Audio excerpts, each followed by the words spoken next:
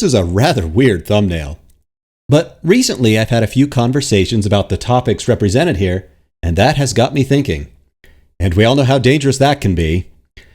My thought here is that it appears to be increasingly acceptable to criticize or even defame people, not for what they actually do or say, but rather for what others imagine that those people might be thinking or what their intentions might be. To me, this seems reminiscent of thought crime as described by Orwell, and that's concerning to me. So allow me to share some excerpts from these provocative conversations, and then I'd love to hear your thoughts in the feedback in the comments below. And I promise, even if they're provocative, I won't rat you out to the thought police. Okay, so my first exchange came in the comments to my video in which I responded to Matt Lee's and revolved around the commenter's interpretation of GamerGate. I wouldn't bother to ask for citations when you show a chart which is deliberately misleading. The reason why the aggregate chart looks like that is because the name GamerGate wasn't coined until after the movement existed. Its original name was Burgers and Fries, a direct reference to Quinn's sex life. You see how use of the term GamerGate was already on the upswing when those articles were published? That is because the term had been coined and was disseminating. Your premises are disingenuous and your conclusions false. So the commenter is referring to this chart. I responded, yes, Adam Baldwin coined the term in response to the growing allegations of press impropriety. Certain elements of the press then affirmed those allegations via their Gamers Are Dead articles, and the GamerGate movement took off. Thank you for your comment, though. He continued, hence why your chart looks the way it does. Adam Baldwin coined the name prior to those articles being published, articles which you mischaracterized, and so people were transitioning from the explicitly about Quinn's Life Burgers and Fries to GamerGate, which would have happened regardless of any articles published after it had already happened. If you can't be trusted about the most basic timeline of GamerGate, how can you be trusted about any aspect of it?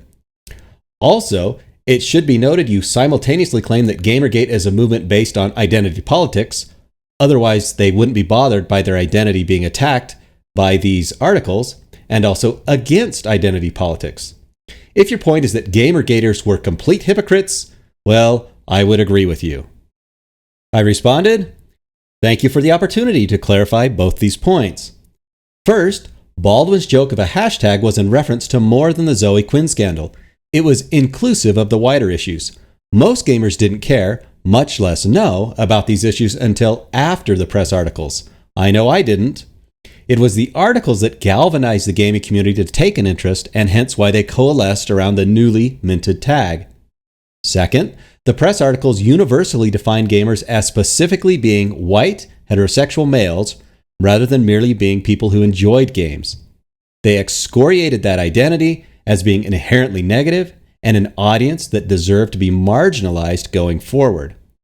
This meant that both the white male gamers being targeted took offense at being called out based primarily on their skin color and their sexual orientation, not because the majority of them had done anything wrong, as well as did people who were neither white nor male, but who felt they qualified as gamers too because they also enjoyed games. Hence, why the mascot of hashtag GamerGate became Vivian James, and also why the hashtag NotYourShield group came into existence. So clearly, this was about resisting this infusion of identity politics. And then I actually linked to a YouTube video where a bunch of folks from a variety of different ethnic backgrounds and several, both men and women, spoke about why they were supportive of GamerGate. He responded, Troy, we know the origin of the Not Your Shield down to the exact minute, if not the exact second. It wasn't even particularly well thought out. Hence why as a phrase, it doesn't even make sense in the context they were using it. And yeah, it was explicitly created to exploit the gullible. As far as the rest, well, GamerGate was undeniably the rebranding of burgers and fries.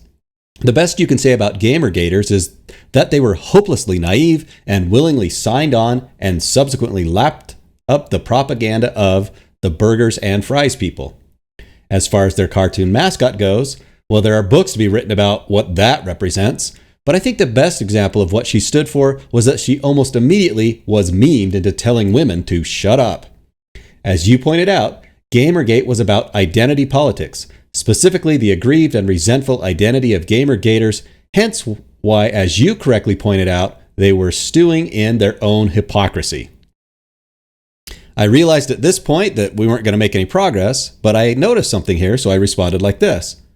So, your explanation of the GamerGate movement is that you know better than they do what they are about?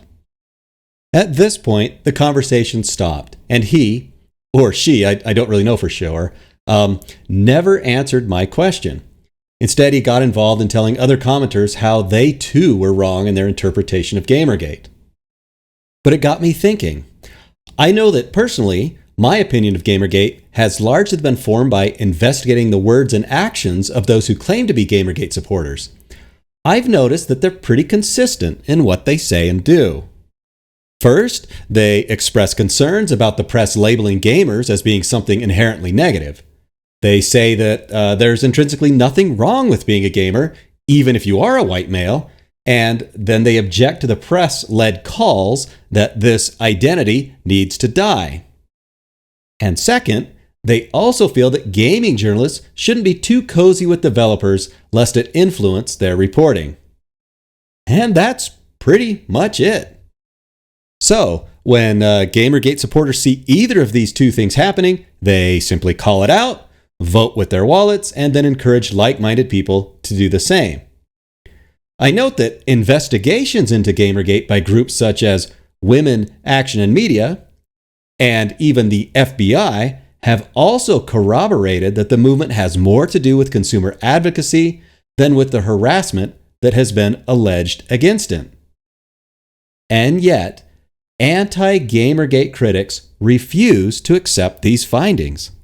They say that GamerGate has to be about misogyny and racism, and that they somehow know this is what it is truly about because, well, reasons. They say that women and minorities sometimes get harassed in gaming, and that the GamerGate movement is largely to blame, but they never provide any clear evidence linking these things. So you wind up with this weird notion that if you're supportive of the stated ideals of GamerGate, all of which look quite laudable to me as a developer, well then you actually must secretly be guilty of misogyny and racism.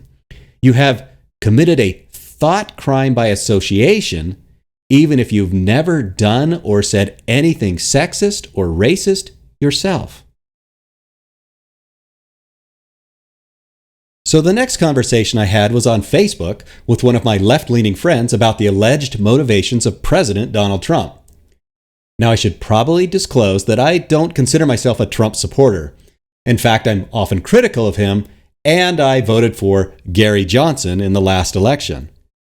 That being said, I sometimes take issue with some of the mass media representations of Trump that seem to me to be driven more by a left-leaning political agenda and based more on their personal distaste for him as a person than upon his actual actions. I'm not going to drag you through our whole conversation, and I don't want to out my friend without his consent, but the gist of our discussion was that he, as someone on the left, was convinced that Donald Trump is a racist. I told him that, while there may be plenty to criticize Trump about, I didn't see that there is enough to arrive at the conclusion that he is being motivated in what he does by racism. He thought that it was obvious based on the way Trump initially handled the Charlottesville incident. He also went on to give examples of news stories regarding how Trump had retweeted some people who were known to be white nationalists or who had affiliated with them. I didn't find that convincing, as it looked to me that Trump was just retweeting some positive comments about himself without being fully aware of their origins. He went on to say that clearly Trump's pardon of Sheriff Arpaio was racist because Arpaio was alleged to be a racist himself. I agree that the pardon may not have been a good use of the presidential power to pardon, but that I doubted the pardon arose from Trump's desire either to let a white guy go or because Trump was providing cover for that sheriff's racist actions. To me, it looked more like Trump was pandering to law enforcement and populism. Then I said this: I would love it if Trump was swept from office in 2020 and replaced by someone better suited for the position. I really don't like the guy's personality, and I think his narcissistic TV boss personality is embarrassing. I cringe when he speaks and fear for the diplomatic damage he's doing as a representative of the US. All that being said, I also think that the Trump is a racist or Trump is a Russian lapdog tropes that the left seems obsessed with are the mirror images of the birther conspiracies or Obama is an Islamist hallucinations that were on the right when he was president. These sorts of allegations purport to know the true heart or intentions of the president. They're very much like conspiracy theories that selectively pick and choose tidbits of data to sketch out some kind of case that is compelling only to those who already want to believe it. There are all kinds of valid things to criticize Trump about, but smearing him as a closet white supremacist seems desperate and childish. The left should be focusing more on Trump's policies and how they have better solutions than on Trump's personality and how they know from reading between the lines what he's really like. As it is, much of the left looks like an echo chamber of self-congratulatory virtue signaling that they're not awful racists like Trump. Good for them. But outside of that echo chamber, Trump supporters aren't buying it. And you've got to win some of them over if you're going to win the next election. Somebody on the left needs to step up and start focusing on policy over personality so that there's a better option, or be prepared for Trump's re-election in 2020. So, again, kind of like the case with GamerGate, I felt that Trump was being maligned as a racist based on what other people imagined his motivations must be. It seemed to me that Trump was being accused of a thought crime. Finally, in yet another conversation also arising on that hotbed of deep political insight, Facebook, I had a discussion about an article in the National Review titled, "Organized Religion's Shallowest Critics Made the Mistake of Blasting Islam Along with Christianity, and the Left Crucified Them for It." As part of that discussion, I argued that it was an error that many folks on the left refuse to accept that the Islamists who are engaging in acts of terror are doing so largely based on their interpretation of their religion. Instead, these leftists say, the Muslims are mostly responding to Western imperialism, and religion is just an excuse to further their political ends. I said in response that I tended to believe that the words of the Islamists and the jihadists when they say they are acting in the name of their religion, and that it seemed pretty arrogant to assume that we know their motivations better than they do. In turn, a friend in this conversation accused me of simply being bigoted against Muslims and that, even if religion were a factor, it's just a faith-based belief like Christianity, and there's nothing anyone can really do about that anyway. Which led to this post by me. I have written before about the steps to address this issue. The first is that it must become acceptable for people to be able to talk openly and frankly about the issues. In the name of identity politics, the authoritarian left is actively working to silence criticism of Islam. That's what this article, the one we've been discussing, is about, the double standard that currently exists. Scathing criticism of Christianity is tolerated, even celebrated, whereas even mild criticism of Islam is regarded as a hate crime and it gets speakers deplatformed. The second, I'm meaning the second step here, is the need to support the reformers within Islam who are actively working to bring about change within the Muslim community. For example, I've spoken of Maajid Nawaz before. Unfortunately, he finds himself constantly on the defensive from attacks by the authoritarian left that look to smear his calls for reformation as hate speech. Nawaz is currently fighting a legal battle against the Southern Poverty Law Center as they have labeled him anti-Islamic despite the fact that he is a believing Muslim himself. Third, once the reformers and the critics are allowed to speak freely, they can advocate for a multiplicity of interpretations of Islam and the Quran, including some that treat aspects of it as metaphor. Currently doing this is heretical. Fourth, once there are many competing interpretations of Islam, including some that are somewhat secular in nature, reformers and critics can advocate for the advancement of that secularism and in favor of universal human rights, or what I've called Western values. Islam can continue to exist in its reformed state, but, like Christianity, it must accept its position of being secondary to the rule of law and therefore tolerant of ideas and positions other than its own. At that point, we'll be well on the way towards the integration of Islam into modernity. Unfortunately, as it is, we are continually tripped up at the first step, mostly due to the regressive left's insistence upon fetishizing Islam as a sacred identity and hence blameless for its own actions because everything must be pinned on alleged white imperialism, irrespective of any and all evidence to the contrary. And then I linked to an interview with Maajid Nawaz on Bill Maher. Now, it's the part about Maajid Nawaz and his conflict with the Southern Poverty Law Center that I think is especially telling, as it reflects this legitimizing of thought crime that I'm talking about. If you don't know, Nawaz is the founding member of Quilliam, an organization that is looking to counter Islamic extremism. Nawaz used to be an Islamist himself and even spent time incarcerated in an Egyptian jail for his views. He's written a book about his experience, and since then he's become a primary advocate for reform within Islam. Nevertheless, and regardless of his ever-growing body of work, the SPLC has labeled him as an anti-Muslim extremist on the grounds that they believe that, despite his books and his speeches and his talk show, he's secretly doing what he does for fame and profit. They say on their website, Nawaz is far more interested in self-promotion and money than in any particular ideological dispute.